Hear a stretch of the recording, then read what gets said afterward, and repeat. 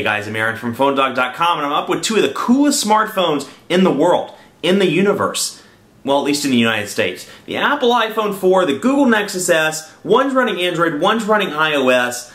We think it has 1 GHz processor, but iOS 4.2, 5 megapixel camera, one of the hottest touchscreen devices in the world, not to mention the United States. And then of course you have the Google Nexus S, newcomer to the market, but awesome with a 1 GHz processor, Android 2.3, 4-inch display, and more. We're going to pit them together in a dogfight. Who will win? Well, we don't know, because they're both awesome devices. Special thanks to our friends at Best Buy Mobile for hooking us up with two of these, total of 4 for use on One Paw Bandit giveaway. One thing I like about Best Buy Mobile, you walk out working, so whether you buy the Google Nexus S, the Apple iPhone 4, they hook you up and make sure you walk out working. Enough of that. Let's get into the dogfight.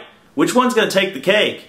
Android or iOS? I feel like they need a little motto guy, like a little stick figure or something for iOS. Anyway, into the dogfight starts right now. Okay, so here they are, two high-end devices, one on T-Mobile, one on AT&T, but it answers the eternal iOS versus Android question. You have the Nexus S over here, $199.99 at Best Buy, $529.99 full retail, and then you have the iPhone 4, $199 for the 16 gigabyte model, $299 for the 32 gigabyte model. So, you know, it's interesting because with these dogfights, the past 5 or 6 dogfights, it's been Android versus Android, or Windows Phone 7 versus Windows Phone 7, whereas with this one, it's apples and oranges, but it's a good question to see which one is the best, you know, in terms of multimedia messaging, all of the above, just as a general smartphone. So, pretty cool there. So anyway, this one's running Android 2.3. It has a 1 GHz processor, 5 megapixel rear camera, front-facing camera for video calling. I think I already said Android 2.3. Android 2.3, I'm going to say it again. And NFC, near-field communication support as well. It hasn't really taken off in the United States yet, but when it does, this device has it. It's made by Samsung, and in typical Galaxy S fashion, you know, it's pretty plasticky, which is a love-hate thing. You know, you may love the plastic design, but, you know, it's one that I don't care for. Personally, you know, I like to have my metal build quality. Now, the trade-off is, you know, you drop the iPhone 4, as you've seen in my past videos, the screen cracks. So it's an instant issue, whereas with this, it may dent it or may scratch it, but you're most likely going to be okay if you sustain 1 or 2 drops, onto the floor. But anyway, 4-inch Super AMOLED display, absolutely beautiful display on this device, and it's a curved display as well, so you can see there's a slight curve, and that's to make it more, according to Samsung, that's to make it more ergonomic when you're on the phone and when you're doing other phone-related tasks. Apple iPhone 4, Apple A4 processor. We don't really know what it's running at in the iPhone 4. Speculation is 1 gigahertz, which is what the iPad is, what the iPad clock speed is. But they won't tell us. You know, it could be underclocked to a lower clock speed. Not sure. But you know, the big thing for this one, 5 megapixel camera, front-facing camera, iOS 4.2 on this particular device. And this is the 16 gigabyte model. But as I said, it's 16 and 32 gigabytes. 512 megabytes of RAM, on this bad boy as well. Now the big difference, you know, you see right out of the gate, not, you know, specs aside, are build quality differences. You know, this is made of plastic, which is a love-hate thing. Some people may like it, some people won't like it. Let me adjust that light so it's not shining directly on that phone. But then you see with the Apple iPhone 4, you know, they say it's made with Gorilla Glass. I dropped this a couple weeks ago, straight down, shattered the screen in one drop. So while it's made of premium materials, and I mean, it feels great in the hand, very thin, and I love the metal accents around the side, kind of a retro design, and the glass in the front. It's a beautiful device, but it's one of those things where you're constantly worried about dropping it. So it's trade-off plastic or, you know, beautiful glass, beautiful metal, but more prone to issues if you drop it, whereas with this one, it's not as much.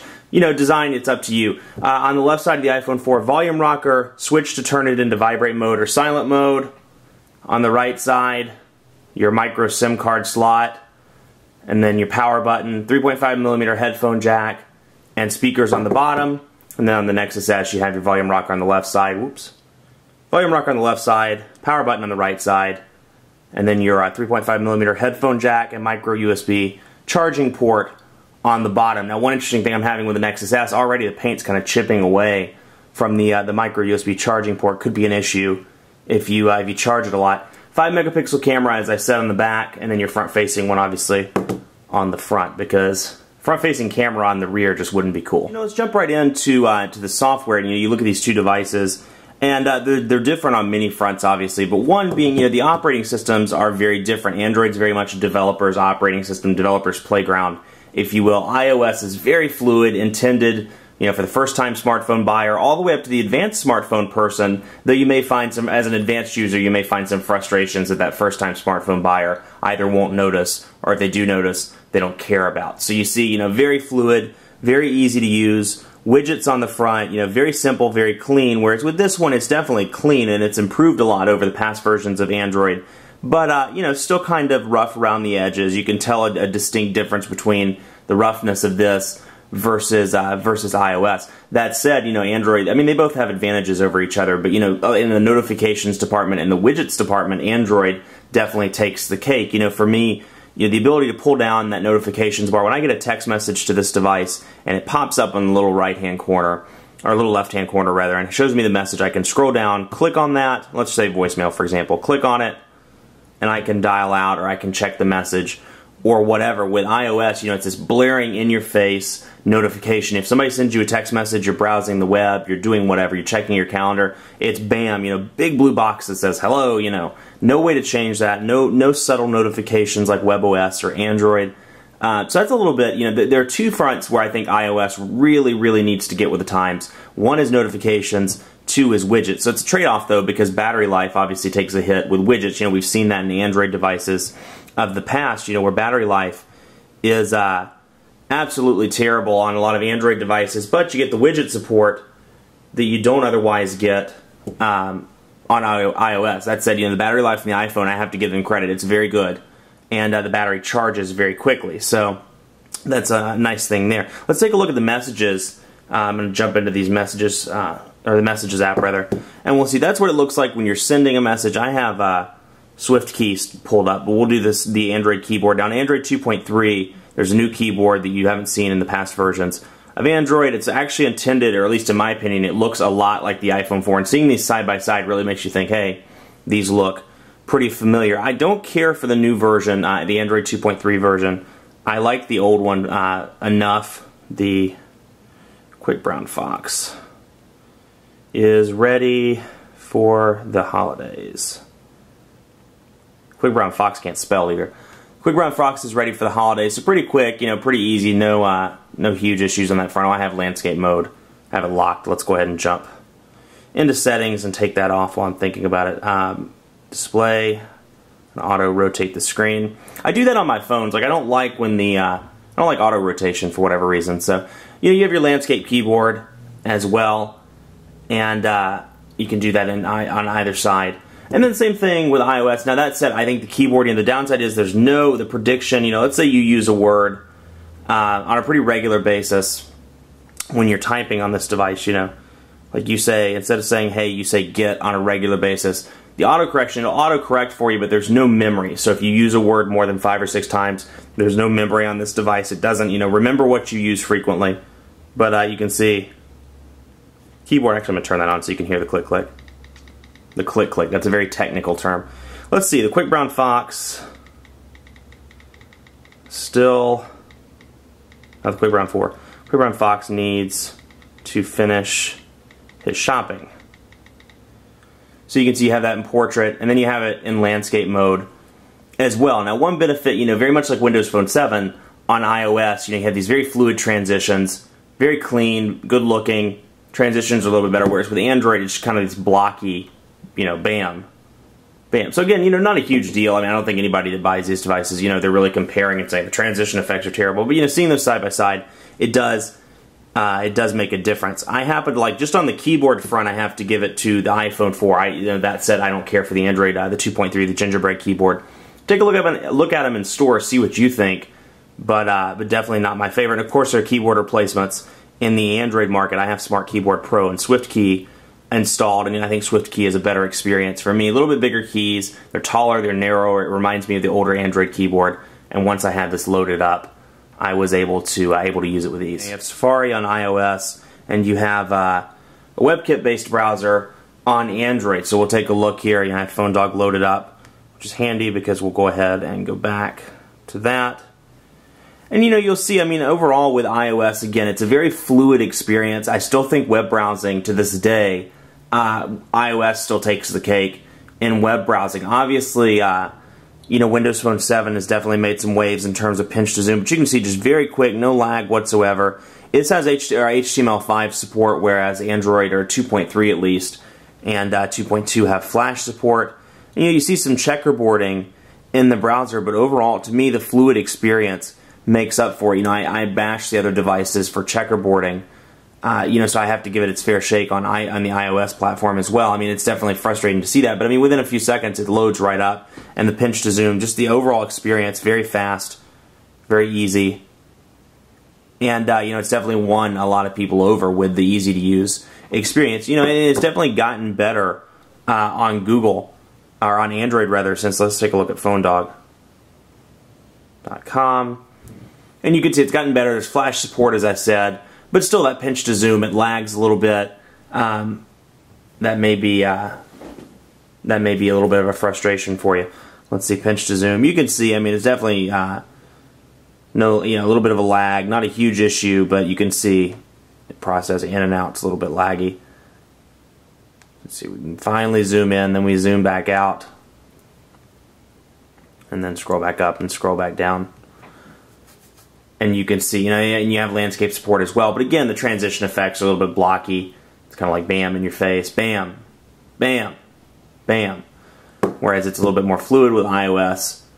And not, you know, even though in the instance of these two devices, 4-inch screen, 3.5-inch screen, it's not bad. You know, it took me a while to get used to the iPhone 4 coming down from a 4.3-inch display or a 4-inch display, even 3.7 down to this. It's noticeable, but not bad at all. You know, this really set the bar in 2007 for mobile internet browsing, or a mobile internet browsing experience, and it continues to be very good. That said, a lot of mobile browsers have caught up or in the process of catching up, Android being one of those, Windows Phone 7 being one, and WebOS being the other one. That said, I would still give it just slightly, it's a tough call, but I would give the edge slightly to the iPhone just on a browser experience. Now, if you're looking at these two from a screen front, you know, the Retina display, absolutely beautiful. Super AMOLED, absolutely beautiful as beautiful as well. You know, according to Steve Jobs, you can't see the pixels with your naked eye on iOS. And the one, you know, difference between the two, even when zoomed out,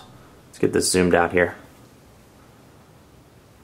And you can see, I mean, even with it zoomed out, you can still make out that text. I mean, Tahoe review by Sydney, Sprint hanging on to Iden. I have terrible vision. When you zoom this out, you can see it gets very pixelated. And you can notice the pixels right away. So it's an absolutely gorgeous screen, but, you know, I have to give it slightly, just in terms of the Retina display, to the iPhone.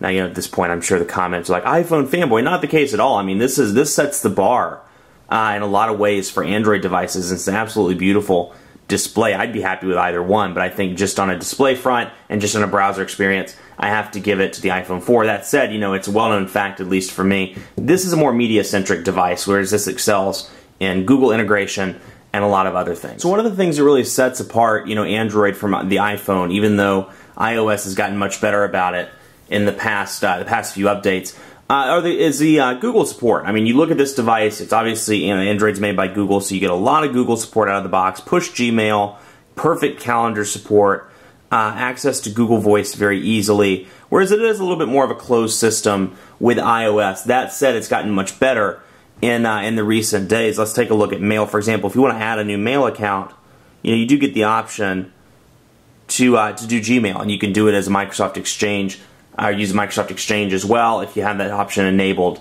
in Google. So you do get the options here. You can sync your contacts. I mean, even on the iPhone, when I use my my account, which is, you know, a Google account, it's Google Apps, I can use Microsoft Exchange, hook it up that way, and sync my contacts, sync my calendar. But still, it's, you know, it's not as fluid of an experience as it is with an Android device, whereas as soon as you know, put that email address in and ask you to sync your Gmail, sync your calendar, sync your contacts, you know, so it is a little bit less intuitive, I should say less intuitive. It's a little bit less integrated on the iOS platform versus Android. Now here's Old Man McTweety at Gmail. You can see the differences in the Mail application.